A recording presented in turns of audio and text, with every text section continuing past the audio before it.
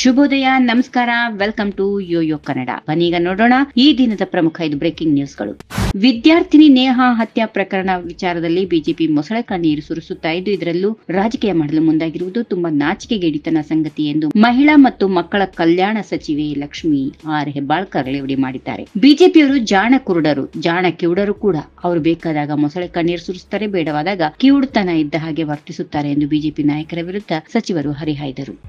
ಮತಯಂತ್ರದಲ್ಲಿ BJP button ಒತ್ತಿದ್ರೆ ಅದೇ ನಿಮಗೆ AK-47 ಇದ್ದ ಹಾಗೆ. ಹಿಂದೂಗಳು ಸುರಕ್ಷಿತರಾಗಿ ಉಳಿಯಬೇಕಾದ್ರೆ ಅದನ್ನೇ ಒತ್ತಬೇಕೆಂದು ಬಿಜೆಪಿ ಶಾಸಕ ಬಸನಗೌಡ ಪಾಟೀಲ್ ಯತ್ನಾಳ್ ಹೇಳಿದ್ದಾರೆ. ಮೋದಿ ಅವರು ಬಂದಾಗ ಕಾಂಗ್ರೆಸ್ನವರು ಚಂಬು ಪ್ರದರ್ಶನ ಮಾಡಿದ ವಿಚಾರಕ್ಕೆ ದೇಶಕ್ಕೆ ಚಂಬು ಕೊಟ್ಟಿದ್ದೇ ಕಾಂಗ್ರೆಸ್ನವರು. ಅವರು ಅಧಿಕಾರದ ಅವಧಿಯಲ್ಲಿ ನಮ್ಮ ದೇಶದ ಆರ್ಥಿಕ ಪರಿಸ್ಥಿತಿ ಎಲ್ಲಿತ್ತು? ಮೋದಿ ಅವರ ಕಾಲದಲ್ಲಿ ನಮ್ಮ ದೇಶದ ಆರ್ಥಿಕ ಪರಿಸ್ಥಿತಿ ಎಲ್ಲಿಗೆ ಬಂದಿದೆ? ಈ ದೇಶ ಲೂಟಿ ಮಾಡಿದ್ದೇ ಕಾಂಗ್ರೆಸ್ ನಾಯಕರು. ಡಿಕೆಶಿ ಬಳಿ 2,000 ಕೋಟಿ ರೂಪಾಯಿ ಆಸ್ತಿ ಎಲ್ಲಿಂದ ಬಂದಿದೆ? ಈ ಹಿಂದೆ ಕೋತ್ವಾಲ್ ರಾಮಚಂದ್ರಗೆ ಸಿಗರೇಟ್ ತಂದು ಕೊಡುತ್ತಿದ್ದರು. ಇಂಥವರ ಬಳಿ ಇಷ್ಟು ಹಣ ಹೇಗೆ ಬಂತು? ಉತ್ತರಿಸಲಿ ಎಂದು ಅವರು ವಾಗ್ದಾಳಿ ನಡೆಸಿದರು.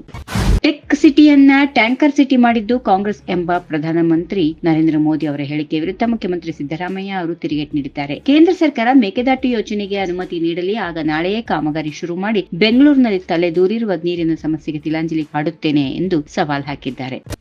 ಜೆಡಿಎಸ್ ಬಿಜೆಪಿಯೊಂದಿಗೆ ವಿಲೀನಗೊಳ್ಳುವ ಊಹಾಪೋಹಗಳ ನಡುವೆ ಎಲ್ಲವೂ ಸುಸೂತ್ರವಾಗಿ ನಡೆದರೆ ವಿಲೀನ ಮಾಡುವ ಪ್ರಶ್ನೆ ಇಲ್ಲ. ಜೆಡಿಎಸ್ ಬಿಜೆಪಿಯೊಂದಿಗೆ ಮೈತ್ರಿ ಮಾಡಿಕೊಂಡಿದ್ದು ಒಟ್ಟಾಗಿ ಕೆಲಸ ಮಾಡುತ್ತೇವೆ ಎಂದು ಮಾಜಿ ಮುಖ್ಯಮಂತ್ರಿ ಮತ್ತು ಜೆಡಿಎಸ್ ಅಭ್ಯರ್ಥಿ HD ಕುಮಾರಸ್ವಾಮಿ ಹೇಳಿದ್ದಾರೆ.